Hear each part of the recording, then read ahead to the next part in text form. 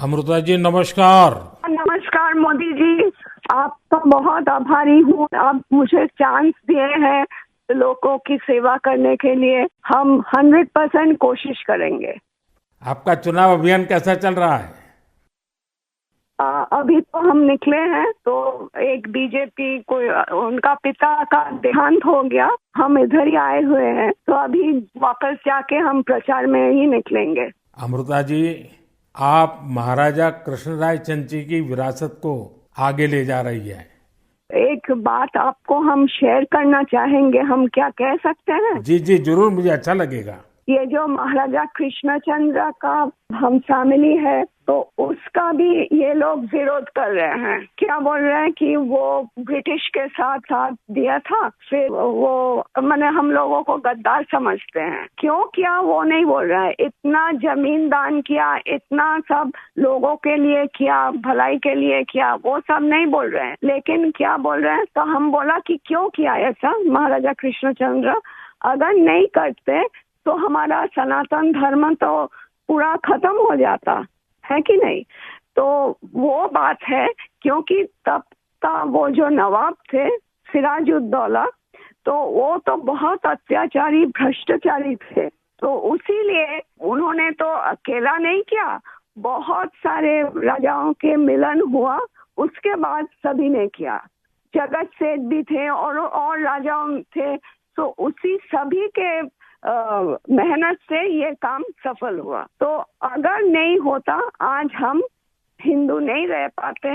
हमारा भाषा दूसरा होता, हमारा वेशभूषा एकदम अलग होता और सभी अलग हो जाते। हम तो दूसरों के अधीन रहते ना, यही बात है। अमृता जी, बचपन में हमारे यहाँ हम लोगों को जो पढ़ाया जाता था उसमें कृष्णचंद्र राय की समाज सुधार का काम, बंगाल के विकास का काम, बंगाल के विकास के मॉडल, ये सब सुनने को मिलता था बचपन में। अब देखिए, ये वोट बैंक की राजनीति करने वाले लोग हैं तो बहुत ही अनाप शनाप आरोप लगाएंगे और 300 साल पहले की घटना निकालेंगे, 200 साल पहले की घटना निकालेंगे और बदनाम करने का प्रयास करेंगे। वे खुद अपने जो वर्तमान पाप है उसको छिपाने के लिए वो ऐसी चीजें ढूंढते रहते हैं। लेकिन जब भगवान राम की बात आती है, तो वो कहते हैं कि सबूत कहाँ है, इतनी पुरानी बात क्यों निकालते हो। लेकिन जब कृष्णचंद्र राय की बात आती है तो वो तुरंत निकालते हैं। तो इस प्रकार से उनके दोगलापन होता है और आपको इसका बिल्कुल मन में प्रेशर नहीं लेना चाहिए। आपने तो बंगाल का उज्जवल भविष्य और आपका स्वयं का जीवन भी लोगों के लिए रहा है। हाँ जी। और आपके सामने बंगाल की विरासत को बचाने की भी चुनौती है। और आप इसे कैसे देख रही हैं? आप?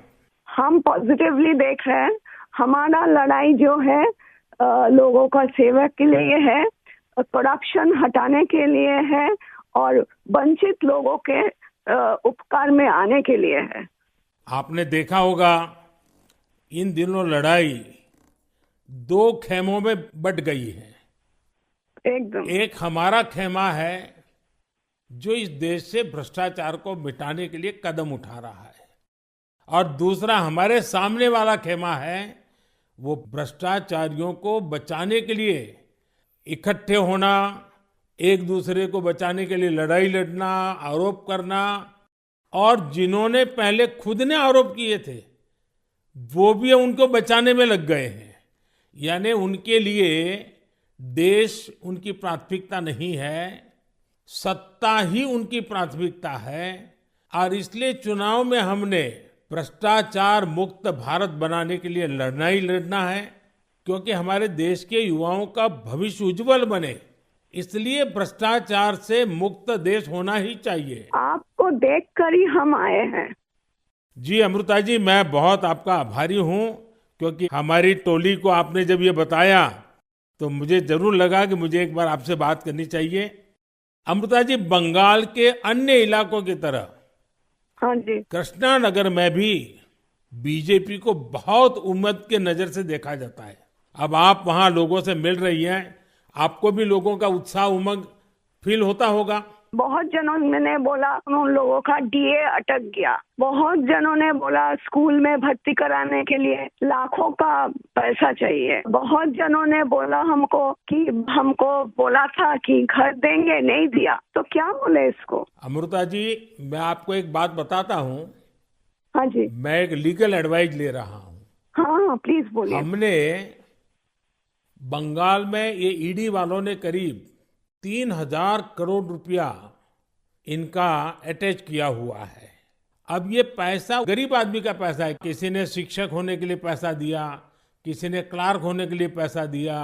वो सभी लोग जानते हैं। वो एकदम फेडअप हो गया, एकदम हाल छोड़ दिया। हम जो देख रहे हैं टीएमसी के ऊपर बहुत लोग नाराज है क्योंकि ये सब बहुत अत्याचार हो रहा है। तो मैं जो लीगल एडवाइस ले रहा हूँ, तो मेरी इच्छा ये है, अगर मुझे लीगल एडवाइस मिलेगी तो नई सरकार बनते ही जो भी कानूनी प्रावधान करना पड़ेगा, कुछ नियम बनाने पड़ेंगे, तो मैं ये जो 3,000 करोड़ रुपया है, जो गरीब लोगों का पैसा है, और जिसने इस प्रकार का पैसा रिश्वत में दिया है, उन सबको मैं वापस पैसा करना चाहता हूं।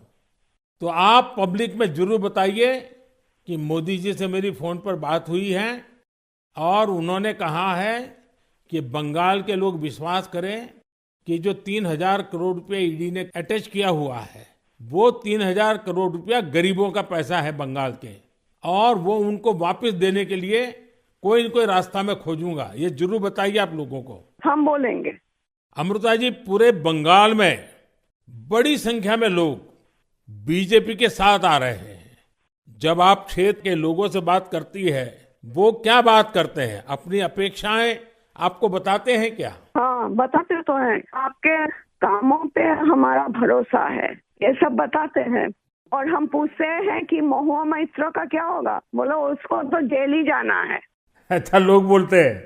हाँ जी। अच्छा, ये मोदी की गारंटी को लेकर आपके लोकसभा के क्षेत्र में लोगों तक बात पहुंची है? हाँ हाँ, हम तो बोले हैं। तो बोला मोदी जी की तरह हमारा भी गारंटी है, हम जरूर कोशिश करेंगे आपका सेवा में आने का। अमृता जी, मुझे बहुत अच्छा लगा आपसे बात कर करके, और मुझे विश्वास है कि आप विजयी होकर के आपके परिवार की जो बंगाल की सेवा करने की परंपरा रही है, उस परंपरा को आप आगे बढ़ाएगी। आपने चांस दिया है, उसलिए हम आभारी हैं। आपने ये चांस मुझे सौंपा है। बस आप जीत करके आइए, हम मिलकर के बंगाल के लोगों की बहुत सेवा करेंगे। और आप भी जीतने के बाद पहले 100 दिन में कृष्णनगर में क्या करना है, उसका पूरा काम निकाल के रखिए। मैं पूरी तरह आपके साथ खड़ा रहूंगा, और उसमें से जो भी काम भारत सरकार को करने होंगे, वो तुरंत कराने का हम प्रयास करेंगे। आपका आशीर्वाद मुझे चाहिए बस। बस जनता का आशीर्वाद हम सबको चाहिए। जनता का आशीर्वाद ही हमारी सबसे बड़ी ताकत है। लेकिन आप मुझे गाइड करिए, ये हमारा रिक्वेस्ट है। नहीं, बिल्कुल हम संपर्क में रहेंगे, और मेरी आपको बहुत शुभकामनाएं हैं। बहुत बहुत धन्यवाद जी। नमस्कार।